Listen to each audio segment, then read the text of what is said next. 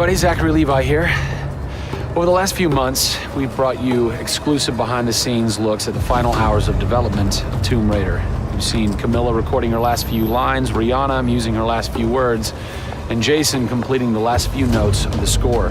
As those key pieces lock into place, it's time to reveal one of the last portions of the game, and a team that's been shrouded in secrecy for 2 years. We're here in the beautiful and freezing Montreal, Canada, to bring you the final hours of Tomb Raider multiplayer edition. These are the final hours of Tomb Raider.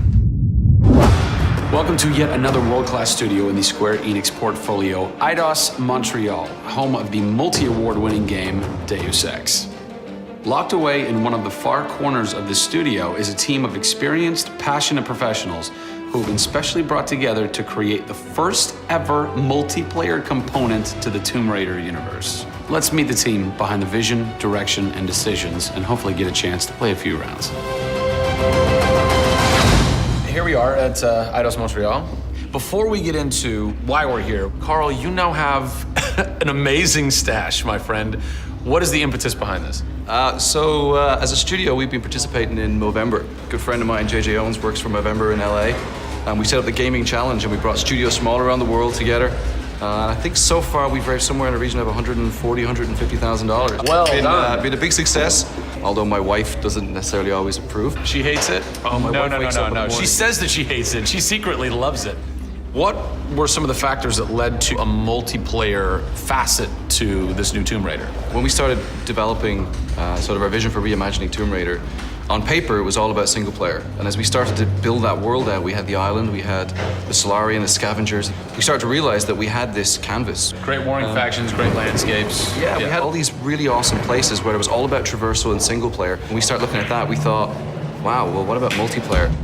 Part of the genesis of that was Lara Croft and the Guardian of Light that kind of cracked open a door to lead you guys into the multiplayer into here at Eidos Montreal. Guardian of Light was a downloadable, a smaller scale project, and that allowed us to sort of take the risks that we wouldn't necessarily take on a full-blown project. Guardian of Light was our Pixar short. It's the idea that whilst you're building your big project, you're always thinking about that next thing, but also allowed us to be able to start understanding co-oping and networking. It was a game that actually brought Tomb Raider fans together for one of the very first times. You hear them in their ear.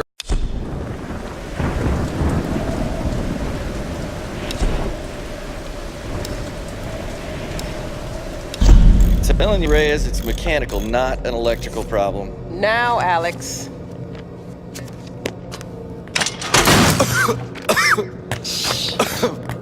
This looks like it might be an electrical problem. You think?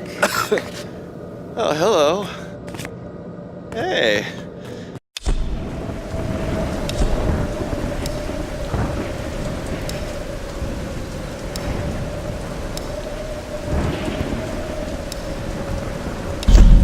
A famous explorer once said that the extraordinary is in what we do, not who we are.